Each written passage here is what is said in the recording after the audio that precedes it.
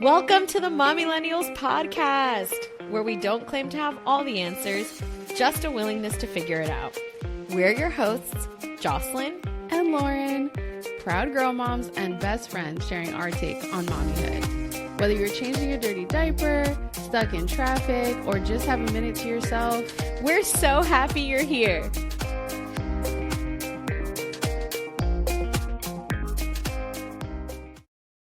Hi. Hey.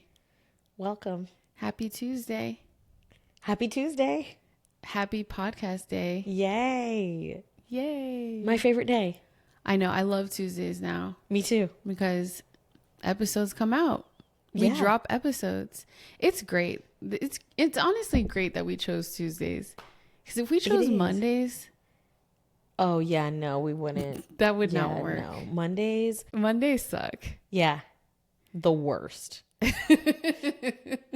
The worst. Everyone hates Mondays so much. This past Monday, my parents ended up taking Aurora for most of the day. Mm-hmm. And I was like, dang, maybe she does need to go to school. Finally. She needs to go to school. I was like, maybe she does need to go to school. Like, you know, it's just so quiet. Well, she's going to be 2 soon in the summer. Yeah. That's when we had Mila go to school. I know. And it was great. Well, okay. It was great for a lot of reasons. Well, now I'm sure people can hear the anxiety in my voice. I sound like such a bad mom. It was great. She was out of the house. Well, no, I'm just also a little caught off guard because the last time we had a conversation about Aurora going to school, verbatim, you said, if she were my kid, I would be okay waiting until she turned 3. And now you're like, great, send her. Kick her out. No. Okay. You're right. I did say that. If I were your kid and I were you, I would be okay with that. Yeah. But do I believe that 2 is also great for you? Yes. Well, you know, 2 was always my plan. Yes. And now I'm like, I don't know. I just think that at 2 years old, they can start learning so much about so many things. And a lot of people think, oh, well, isn't it just glorified daycare? Yeah. It is. It literally is glorified daycare, and I'm so here for it. I was going to say, for me, I remember going to one of my earliest memories is being dropped off at preschool, and it was so traumatizing. And it was like, sorry, I can still picture there was this like Minnie Mouse chair that I sat in and cried in. Oh. And I still picture it and feel it in my heart. And, you know, I have such abandonment issues, and Aurora's so Velcro that I get nervous about her going to school. Especially because I think once I make a decision on where she goes to school, I need to stick to it. Mm-hmm. And the school I want her to go to is like all day. Mm-hmm. But I feel like what would be better for her is like a couple hours or a couple days. And I haven't done the research yet. Yeah. On where to send her. I strongly believe that everyone knows their child and what they need. Yeah. But sometimes I also think that we should try things out and go outside of our comfort zones a little bit and just see how they do. I think Aurora might surprise you. Some people say that, but I don't know. Try it out. I mean, if she gets off the wait list for the school that we want her to go to, you're going to do it. I think we're going to have to. It's really hard to get into. I hope that happens. You know, like once you're in. Like, but it's one of those things where whatever's meant to happen is going to happen. Yeah. Like if she doesn't get off the wait list, she wasn't meant to go. Yeah, I totally. It took me a long time to feel that way, but I definitely feel that way, and I'm okay with it. But I do need to like look at other options. Maybe do something temporarily until that becomes possible. Yeah. Well, I haven't even put her in like the little gym or anything like that, just because this is so bad, but just because it's inconvenient for me. I think that's honest. It's just putting her in classes and all this. It's just inconvenient for me. But It's more on my mental load, and I can't take that on right now. so you think that putting her in those types of classes are going to help prepare her for going to school? Yeah. I don't disagree with that, but I don't think there's that's like a the end. teacher, you know, Yeah. and like some structure. She goes to the library, she goes to the library and does like the music classes at the library. Okay. Are you now at a place where you can leave, say goodbye to her, leave the room, and she won't freak out? No. Well, then she might not be ready. Yeah, no, absolutely not. She might not be ready, and you might not be ready, because that was one of the hardest things that I had to get used to in the beginning. Oh, for sure. I mean, for me, I'd be like, I don't care how much I paid for this. I'm taking her home. Mm-hmm. So I'm not putting her through it. Not get started on that. There is a girl that's in Mila's class. Uh-huh. I don't know her personally. I don't see how any of her parents would listen to this. I'm not offending anybody. But there's this girl in Mila's class who cries every single morning. She's 3, so she's technically younger than Mila. Every single day. And I know this for a fact because out of curiosity, I asked the teacher aide last week, I think it was, because my heart hurt for her. Every time I drop Mila off, she's there crying. And then every day the teacher's aides have to come help her and hold her hand. And I mean, I literally watch her getting, I don't like using the word ripped, but like getting like ripped off of grandma. And grandma's like, yes, please take her.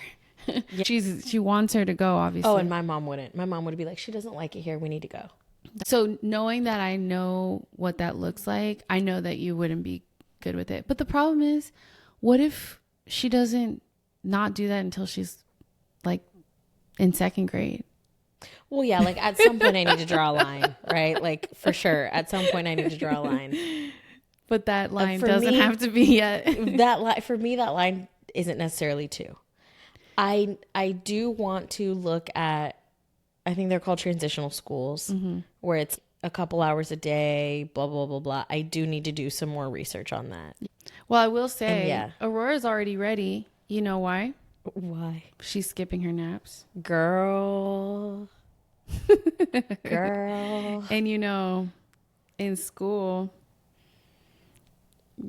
it's on the teacher to figure it out when they want to skip naps. Girl. I had felt like I had gotten out of my life feels like a never ending sleep regression phase.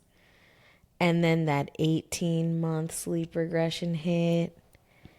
And I mentioned this in another episode, felt like I was back in the newborn phase. That one came back with a vengeance.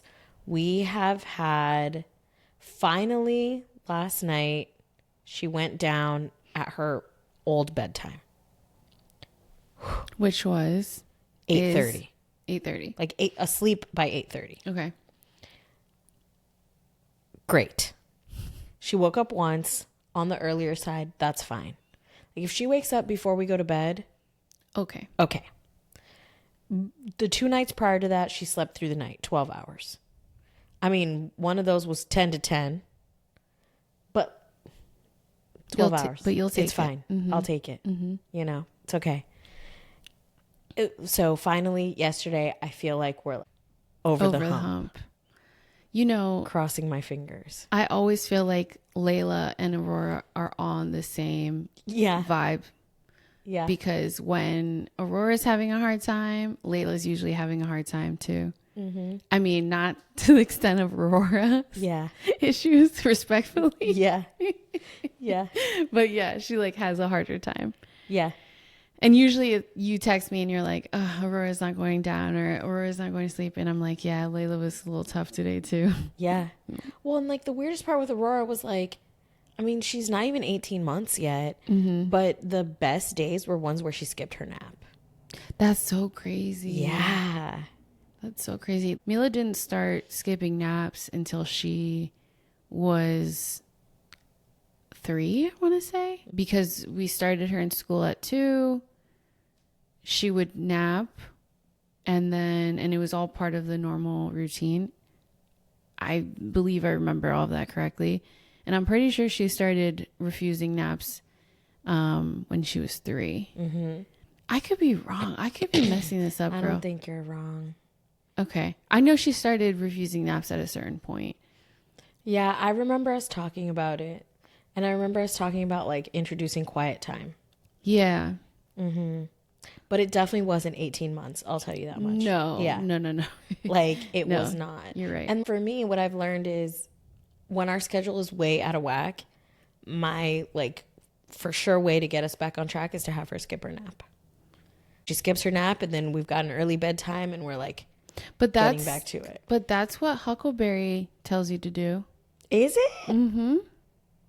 Shout out to Huckleberry. I mean, once she turned 1, I like didn't renew the subscription, and I was like, I think we're on a schedule now, blah blah blah blah. I still haven't gotten rid of the app because Huckleberry is one that I love and am obsessed with. I am obsessed with Huckleberry. I cannot live without Huckleberry. Yeah, for sure. I truly don't know what my life would be with 2 kids and no Huckleberry, honestly. Oh yeah. So for those who don't know, yeah. If you're new here, and if you don't know me at all, oh, yeah. because all my friends know that I track every little thing with my babies. But Huckleberry is an app. Huckleberry allows for you to track all of the literally anything that you want to track. Huckleberry tracks literally all the important things. So diapers, sleep, food, milestones, bath time, activity, temperature. Mm-hmm. I mean, weight, everything. Yeah. Every little thing. Which can sound overwhelming. It can sound overwhelming, but it's also so helpful.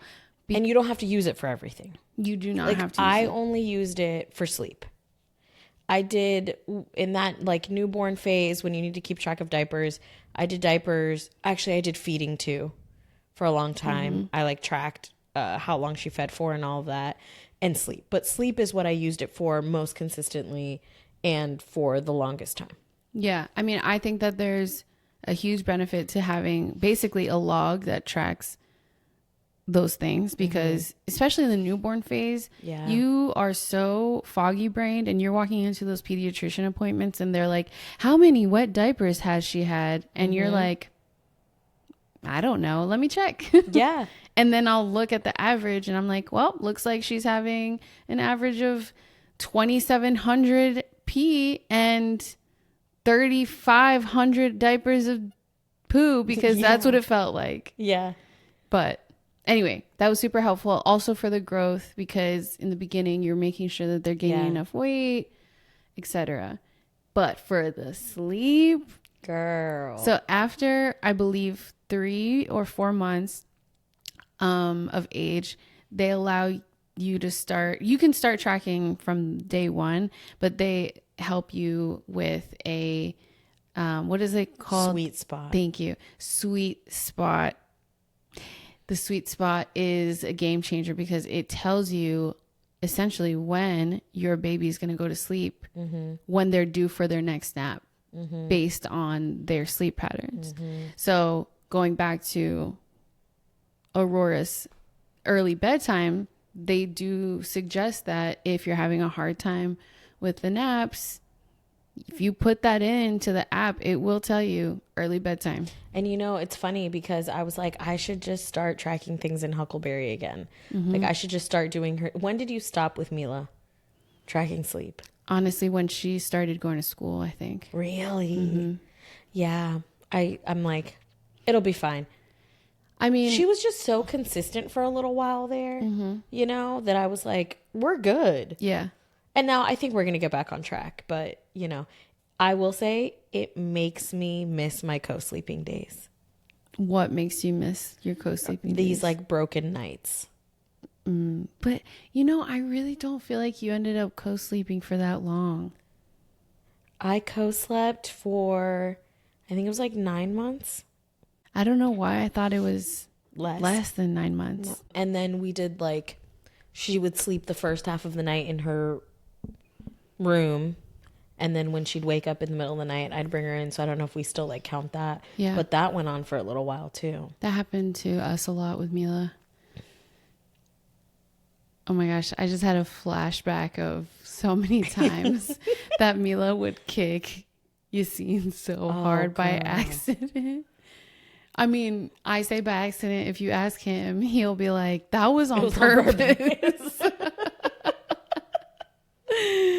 But yeah, I mean, toddler sleep is a beast. Toddler sleep is a beast. And yeah, I mean, I slept trained. Sleep trained? I sleep trained. Yeah. I feel so stupid sometimes. Well, you know, the issue is it's past 10 p.m. I know. And we know that, that your brain, it doesn't do as well past 10 p.m. Don't ask me to buy anything because I'll say yes. Actually, you know what, guys? Pause. I have some things in our Amazon cart. Said check out. Quickly. Good thing my phone's over there. No, but yeah, I remember you definitely did sleep training. I did sleep training. Well, and I thought I was going to do sleep training because you did sleep training. Yeah. And you know, it's so crazy. I thought that Mila was such a success with sleep training. And she was, but it was a long journey. Like, I think that a lot of people who would have been on that same journey, they would have stopped. But I kept with it. And then I had Layla, and it was that much easier. I don't know if it was because I already knew what I was doing. I don't know if it was just because of Layla. I mean, there's so many factors. It's not a one size fits all thing. Yeah.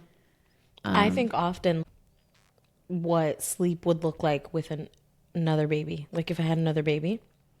I mean, it's a huge deciding factor for if you want to have another baby. Yeah. No, but I mean like, because I feel like Layla was born and she was just like, yeah, this bassinet is chill. Yeah. And like Aurora was like, how dare you place me in this expensive ass bassinet? Okay, but okay, but we've talked about this a lot. Do you think that it has to do with how they were in the pregnancy? Oh, like the anterior placenta thing? Is that what we're talking about? No. Like, not how they were in the pregnancy, how the pregnancy went. Did we talk about this? We talked about it, but not in terms of sleep. Pregnancy and delivery playing a role. Maybe. When did we have this conversation? Mom brain. For real.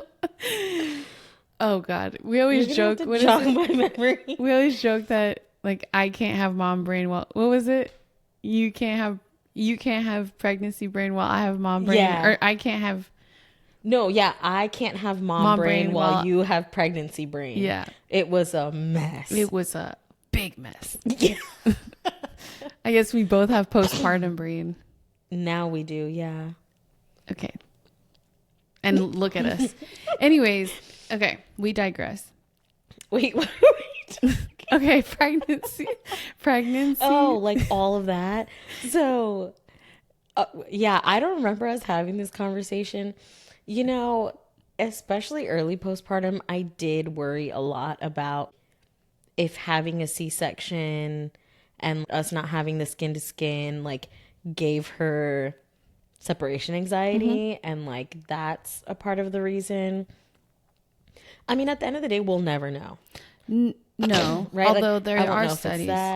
Of course. Well, like, I won't know if it's that. I never felt like she was comfortable on her back. And even now, like, she doesn't really lay on her back much. So, and I'm not comfortable on my back. I think it's because we got big booties. And so I'm like, maybe she just was never comfortable on her back. Maybe it's just a temperament thing, which is, a lot of the sleep experts that I buy into go deep into the temperament thing. So yeah, I don't know. I wouldn't be able to tell you either.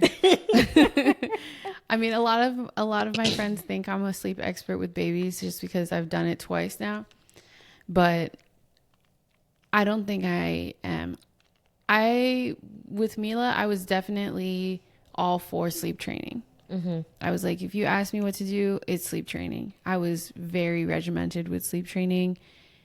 I feel like that a lot of people have changed the term around that now, not sleep training, but what is it? Sleep guiding. I don't know. It's like gentle parenting. Yeah. I don't know. There's a lot of different methods with sleep training. Yeah. So Well, I think sleep training and co-sleeping get a bad rep.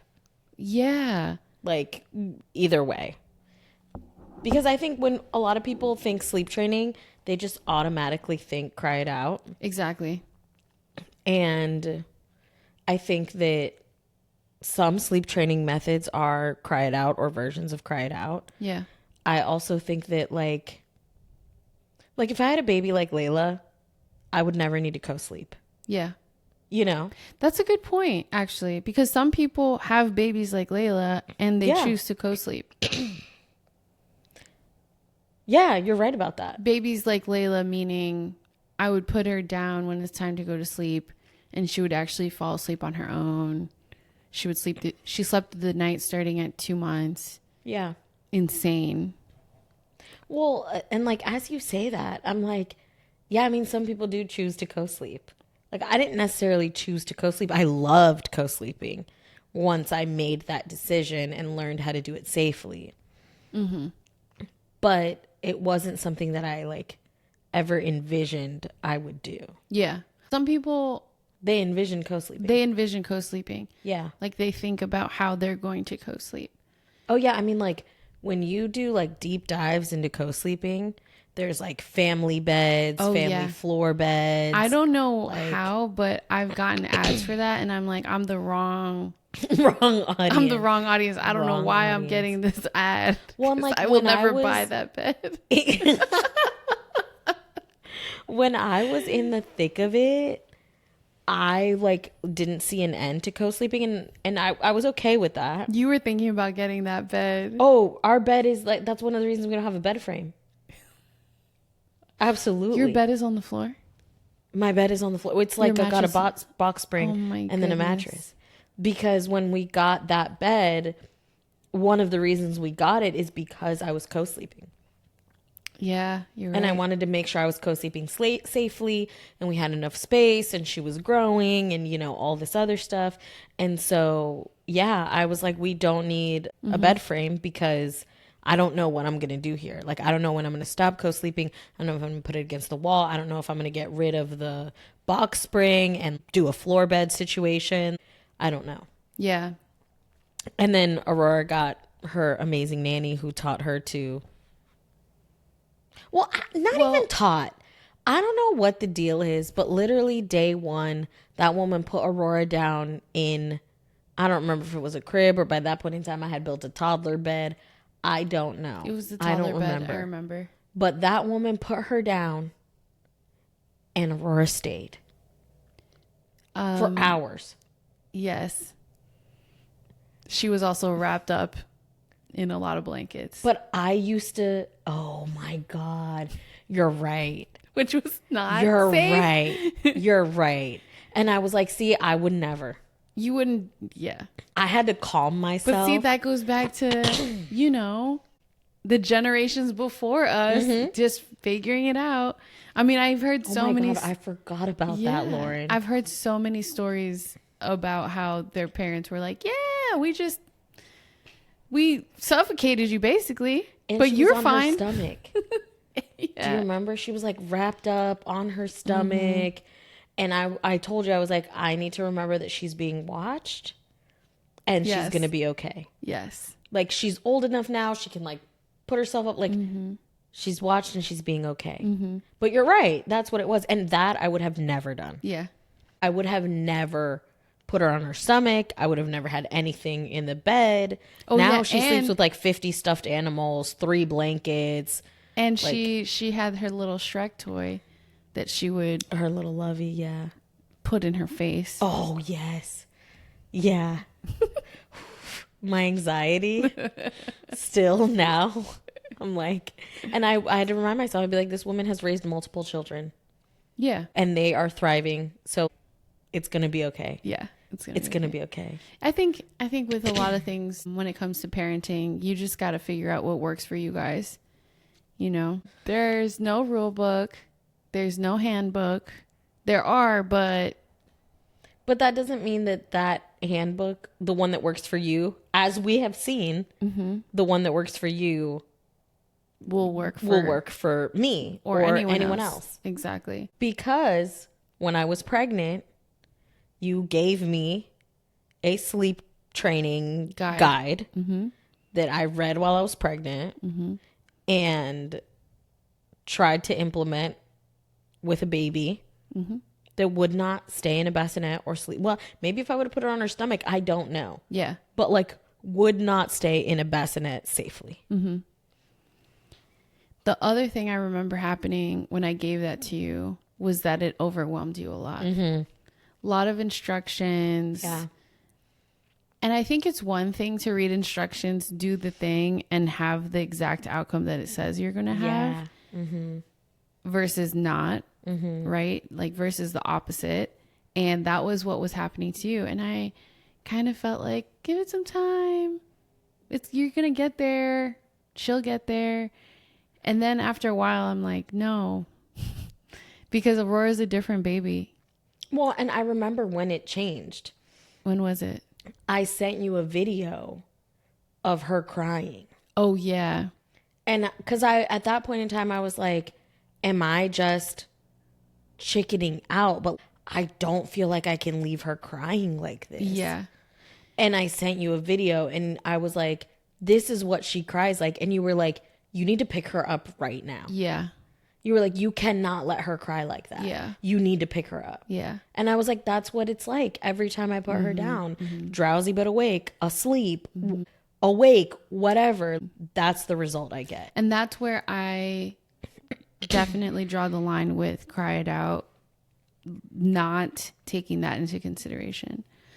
Like I actually don't know what the full method is with cry it out. It's just, but I'm pretty sure it is just letting them cry, and it does not matter how high they're crying or how strongly they're crying. I can't do it. I think my philosophy is you do what is best for your baby and what your baby is communicating to you. And when I was going through the sleep training process with Mila, it was mostly from a standpoint of, I know I don't want to co-sleep. I can't co-sleep. It's not good for me. And when it's not good for me, it's not good for baby. Yeah. Right? And so my only option really was to figure it out with sleep training. And I wanted her to sleep in her bed, and I wanted her to learn how to sleep independently. And, you know, I know that there's all of the considerations to keep in mind around how we grew up and, you know, even centuries before us and how it is in different countries and different, all of the things. Yeah. I get that, but that's not my reality. Absolutely. And I think that you need to just be aware of your reality and what's working for you. So, but I also learned that is like my advice after I got through it with Mila. And then the interesting part was that I didn't really have that many people to talk to about it. So I was kind of figuring it out on my own. And, you know, a lot of people didn't really understand why I was so stringent on the schedule and the time. And I would leave places for nap time, and I'm like, you don't get it. She's going to lose her shit. And it was true. it was funny because Mila eventually learned and put herself to sleep independently as a baby, and it was awesome, and we felt like we got out of the trenches and everything was great. And then she became a toddler, and we transitioned her to a toddler bed, and it was the worst thing, if not worse than sleep training a baby, because she was communicating with actual words and not just cries. And not to say that cries are not as important as actual words, because that's their way of communicating non-verbally, but it was so different because at that point I have a toddler with feelings, with emotions, and with the ability to verbally say, please do not leave my room. Yeah. Do not leave this room. Yeah. And we felt like we were held hostage in Mila's room. It was both of us. We were rotating. We were sleeping on the floor. I remember. My hips were wrecked. Yeah. I did not want to succumb to bringing in a mattress and setting up camp next to her bed. I did not want to show her that that was where we were at with things. So I slept on the floor with a blanket. And like I would use a stuffed animal as a pillow, because every time I would do it, I was like, okay, I'm going to hold your hand next to you. And I would lay down next to her because it was supposed to be temporary, where I'm laying on this stuffed tiger, and I have a tiny kid blanket on top of me. Yeah. And then I would try to crawl out of the room. That is hilarious. And she would catch me every time. Yeah, I remember. Yeah. I just hope that it is not the same with Layla. What I am actually hoping for is that our decision to move into a different house that has a Jack and Jill bathroom with the connecting rooms is going to work to our favor. And she's going to go to Mila. Yes. Go ahead. Y'all can stay up all night if you want to. That's the benefit of having a sister. Yeah. Right? Yeah, absolutely. I mean, Mila's already thinking about it. She's like, I can't wait until Layla's old enough. She can sleep with me. I'm like, yeah. You're right. As long as you don't walk your little feet to my room. Wait until both of them are there. We want you to sleep with us too. No. No. I feel like you introduced a toddler bed early for Aurora. She did not use the crib. No, not really. She barely used the crib. So, okay, if you have a second, what do you think that's going to look like? Are you going to try to do sleep training? Are you going to try again, or are you... No, I mean, I think about this almost every single night that I like put her to sleep. Yeah. I rock her to sleep, and everything with her is a slow transition. So what I think I'm going to do next is get like a full-size floor bed, and because we're going to switch her rooms. So it's going to be like a full-size floor bed so that if I need to sleep with her, I'll sleep with her. I'm not judging you. You are. That's okay. No, I'm kidding.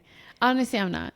Because I know that's what's best for you guys. Like, for now, I think I'm going to keep it. I already talked to her about it a little bit, Every night when I put her down, I'm like, usted se va a dormir y mamá se va a salir y se va a quedar solita. Okay? And she goes, okay. I don't know if she actually understands. One day she will. If she doesn't. And then when she wakes up in the middle of the night, I like go in there and I'm like, acuérdese, usted se va a quedar solita. And she goes, solita. And I go, sí. And then she gives me a big hug and she falls back asleep.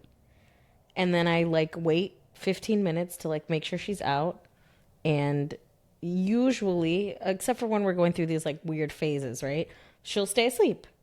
And so my hope is that slowly, as she can communicate more and understand more, I can say, okay, terminamos de bañarnos, los lavamos los dientes, tiene su pijama, hoy se va a dormir solita. And then she'll start. I don't think it'll happen quickly. I think it'll take, some time. And I'm okay with that. Mm-hmm. But that is what I think will happen. Well, the reason why I asked, or not asked, the reason why I mentioned that you started that early is because that actually works in your favor a lot. Oh, I'm so glad I did it. There's no future transition that would normally happen after around 2. Mm-hmm. Speaking of transitions, though, she does need to get potty trained soon. I know. Which is gonna... I know. I just bought the potty. It's gonna throw a wrench in sleep a little bit, but not really. I know. I mean, I know this sounds terrible, but it's kind of like when you get a puppy. I'm hoping that because we're starting early, it'll be like a slow but steady. This is another controversial topic with potty training. A lot of people are like, no, if you do it long and steady, they're never going to get it, versus just ripping the Band-Aid off. I think it's like you stay in your house for 3 days straight. Yeah, and you like Winnie the Pooh it, like there's no bottoms on. Yeah. I think, back to the temperament thing, I think it's a temperament thing. Yeah. And I think it's an age thing. Let me ask you this. If you have a second kid and they are, the temperament is a lot better. I don't like to use the word better. It's chill. Their temperament is different than Aurora's. Opposite. More chill, less attached, less Velcro-y. Would you have a third kid? Oof. Oof.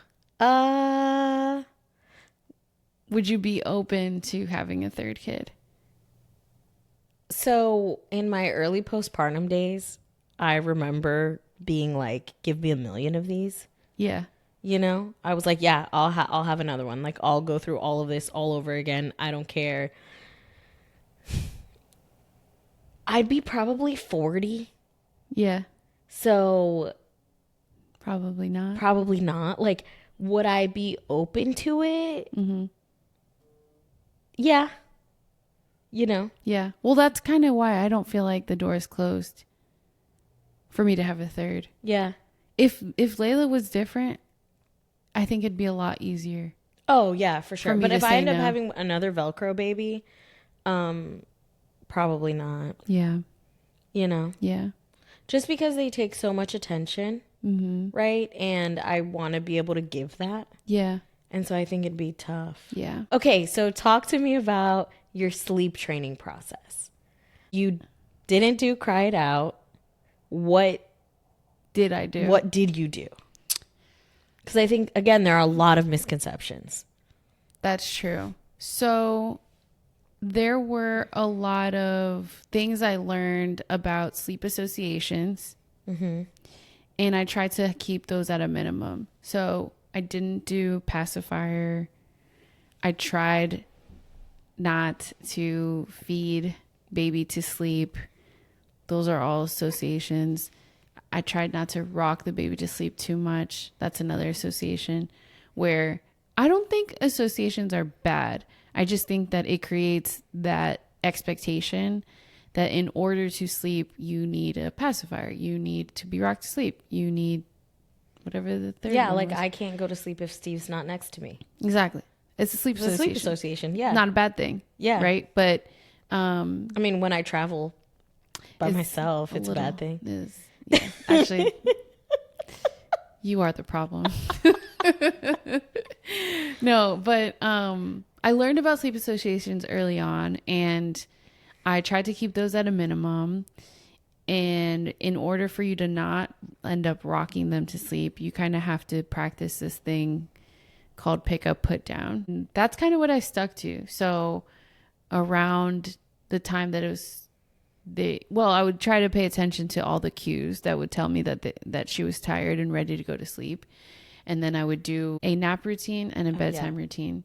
And they were pretty similar. Differences that bedtime involved a bath And I would do the same exact thing every single day. Every single time it was time to go to sleep.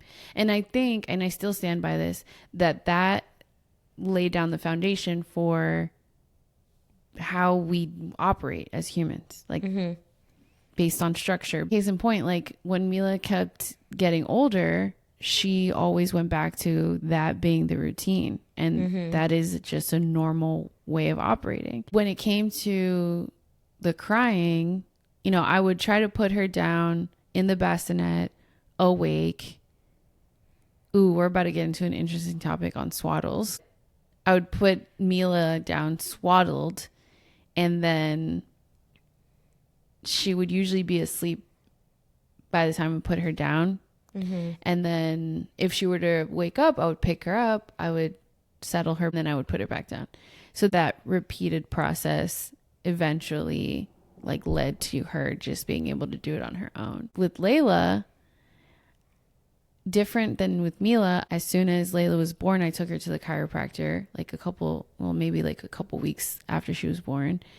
And then she got an adjustment.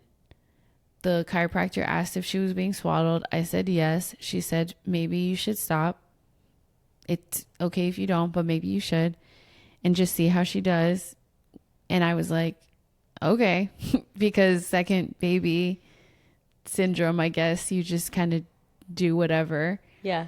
And I brought her home, put her in a sleep sack, and she fell asleep on her own. For our listeners, I always give you shit for this. For which part? For the swaddles? Yes. I know because when I was struggling with Aurora, I called Lauren and I'm like, I don't know what to do, blah, blah, blah. And she goes, you need to swaddle tighter. Why are you swaddling her? And I was like, no, not really, because a part of co-sleeping, you can't swaddle. And Aurora was really small. So she didn't fit in like our regular like happy baby or whatever swaddles, right? Well, you need to learn to do a tight swaddle. That's your problem. And I was like, okay. I didn't say it in that tone for the record, because I don't talk like that. How did you say it? I was like, you need to learn how to do a tight swaddle. Different tone. But I apologize to you for that. I'm just giving you shit. No, but I did apologize to you with, like, obviously I had to go through it with Layla, but I did apologize after the fact. I was like, dang, I stand corrected. I stand corrected. Well, then I was heavy into swaddling after that. That's why your nanny was able to put her down fully. Yeah, I mean, I would always swaddle her, and you know, it would help her calm down. And so after that, I would swaddle her all the time. But then it was a whole thing because she can't be swaddled if you're gonna co-sleep. Yeah. And so then I'd undo the swaddle, get her in bed with me, or I'd let her sleep in the swaddle, but I wouldn't fall asleep. And then the first time she'd wake up to feed, I'd take her out of the swaddle, and then, you know, blah, blah, blah, blah, blah, blah. Yeah. Yeah. I don't know. At the end of the day, I think that the babies feed off of our energy. So I actually talk about this a lot with friends about how I think with Mila, I was an anxious mom, and a lot of people didn't realize that I was an anxious mom because I looked like I had it all figured out, and I really didn't.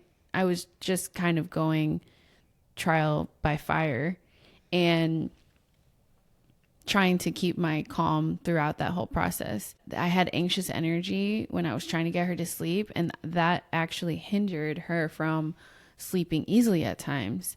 And then when it came to Layla, I was just a completely different mom. Super confident, way more relaxed. I had the birth I wanted.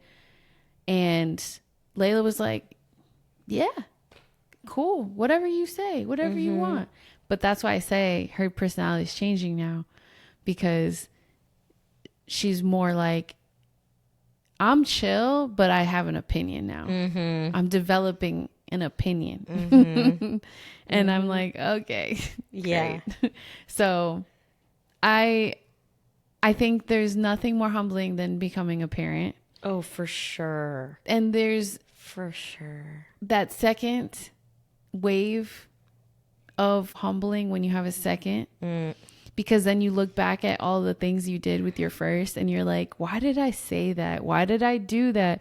Why did I tell my friend to do that? Right? Like, we think we have it when things start to work out for us with our first child, we think we have it all figured out. Yeah. You know?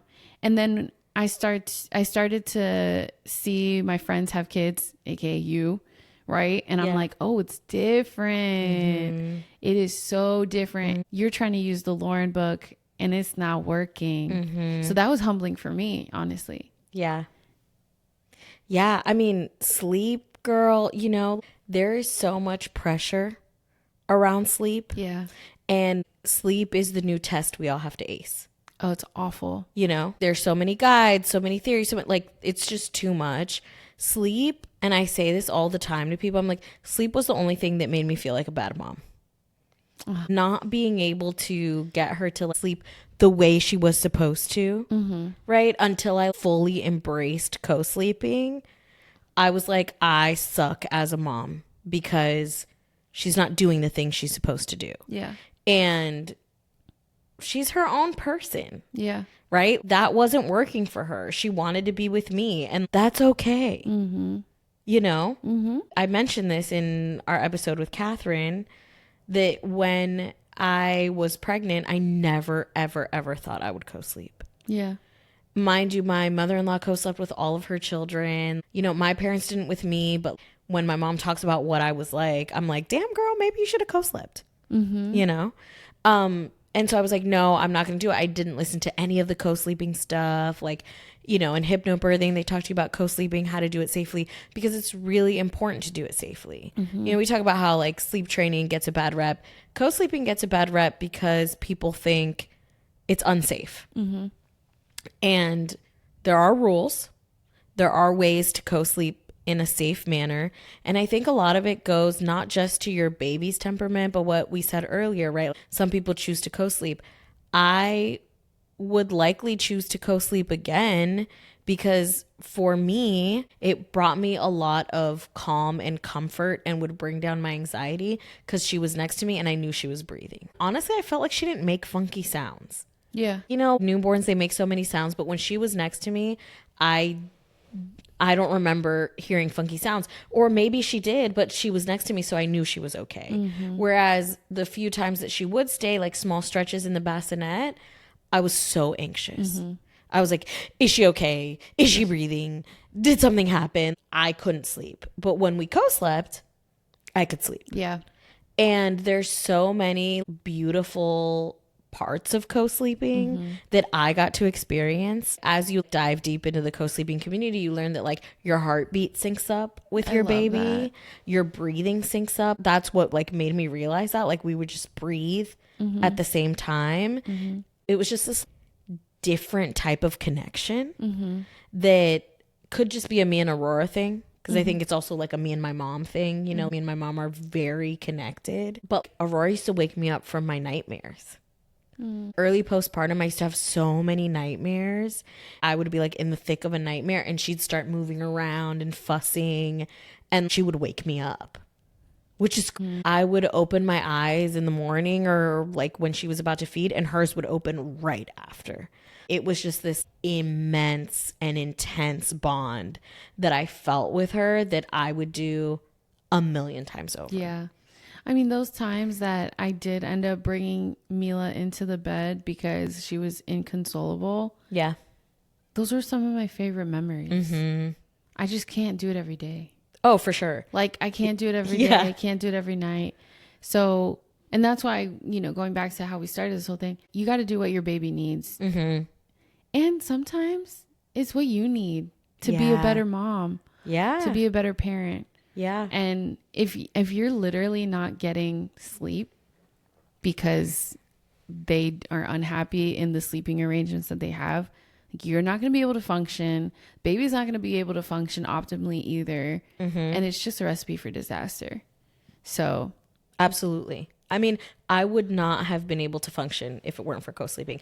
And you wouldn't have been able to function if it weren't for sleep training. Exactly. You did what was right for you. I did what was right for me. I love that for us. Me too. I really love that for us. And the beautiful thing about this is that for our listeners, now you have an expert in each one. Yeah. Ask us all the questions. She is your resident expert on co-sleeping safely. I am your resident expert in trying to sleep train to a certain extent. Sleep guide, whatever Sleep we're guide. calling it now. And on that note, We'll put up Safe Sleep 7, which is don't safe know what that co-sleeping. is. Okay, great. Yeah, those are the 7 rules that Yep. you follow in order to safely co-sleep. We will make a guide. We're going to make a guide. This has been on our list forever. It might not come out when this episode is published, but But at some point there will be a guide on sleep training, sleep guiding. We'll come up with a fun Mom Millennials term. yeah, And safe co-sleeping. I love that. Yay! Okay, let's add it to the long list of things we already want to do. And on that note, we hope you guys get some sleep tonight. Good night. Night-night. Bye.